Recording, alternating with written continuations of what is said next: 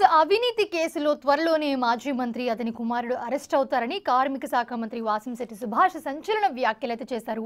అవినీతికి care of address YCP అని ఆయన విమర్శలు గుప్పించారు. వైసీపీ నేత పిల్లి సూర్యప్రకాష్ అవగాహన లేని రాజకీయాలు చేస్తున్నారని మంత్రి మండిపడ్డారు. తాను భూ కబ్జాకు పాల్పడ్డారని కొంతమంది రామచంద్రాపురంలో ధర్నా చేశారన్నారు.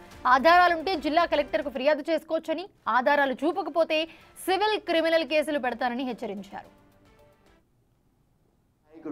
ముఖ్యంగా ఒక రాష్ట్ర మాజీ మంత్రి అతి త్వరలో అరెస్ట్ అవడం చూస్తారు మీరు రోజుల వ్యవధిలో. అది కూడా మేము అవినీతి అంతా బయట పెడతాం, అతి త్వరలో మేము కూర్చుంటాం. అవినీతి care of address YSRCP party చూస్తూ ఉన్నారు, వరుసగా వెళ్తూ ఉన్నారు. అభియోగాలు ఫేస్బుక్లో ఇష్టం వచ్చినట్టు అభియోగాలు చేయటం, ఇష్టం వచ్చినట్టు పిచ్చివాగుడు వాగటం, ఇంట్లో ఆడవాళ్ళ మీదకి రావడం కూడా జరిగింది. వాళ్ళందరూ కూడా వరుసగా వెళ్తూ ఉన్నారు. అలాగే ఆధారాలు లేని అభియోగాలు చేస్తే ఎంత తీవ్రంగా ఉంటుందనేది త్వరలో మీరు చూడబోతాం. వైసీపీ కార్యకర్తలకి ఒక చెప్పదలిచాను, దయచేసి మీరు అమాయకులయ్యి కొంతమంది మీ నేత మా ప్రతిపక్ష నేత పిల్లి సూర్యప్రకాష్ మొన్న అనుచిత వ్యాఖ్యలు చేశాడు. మాది గంజాయి బ్యాచ్ అని,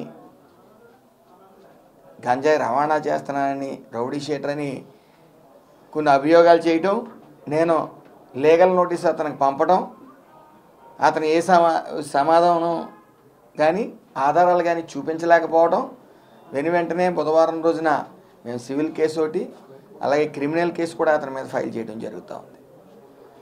అతను ఏమీ చేయలేక అతను సర్పంచ్ అయిన గోవిందు గతంలో మహిళలు కూడా ఇలా మాట్లాడటం జరిగింది. ఎందుకులే మహిళలని గౌరవంతో నేనేం మాట్లాడలేదు, అది నా మంచితనాన్ని చేతకంతనం కింద తీసుకుని మళ్ళీ నిన్న అవసరం లేని అభియోగాలు నా మీద చేయడంతో ఇప్పుడు లీగల్ నోటీసులు పంపడం జరుగుతూ ఉంది. మహిళలను కూడా చూడడం ఎట్టి పరిస్థితులు, ఎందుకంటే అవసరం లేని అభియోగాలు చేసి కొంతమంది స్వార్థ రాజకీయ నాయకులు అవసరం లేని అభియోగాలు చేయటం, వీళ్ళ చేత చేయించడం కొంత బాధించింది. వాళ్ళకి లీగల్ నోటీస్ పంపుతున్నాం మహిళలందరికీ. అలాగే సోదరు గట్టా గోవింద్కి, ఒక రౌడీ షీటర్కి కూడా పంపడం జరుగుతుంది. వాళ్ళ మీద వాళ్ళు వివరణ ఇవ్వకపోతే, ఆధారాలు చూపించకపోతే మళ్ళీ వారం రోజుల్లోపు సివిల్ కేసులు క్రిమినల్ కేసులు వాళ్ళ మీద పెట్టడం జరుగుతుంది.